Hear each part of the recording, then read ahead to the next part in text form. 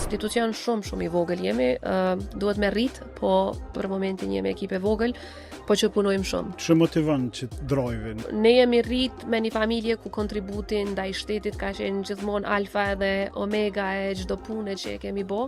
Edhe kom pa edhe vetën që jam të kontribu në atë drejtim edhe më ka dhënë motiv pozitiv edhe shpresë çdo ditë. Kemi shumë shpesh aktivitete me nxënësa, me student.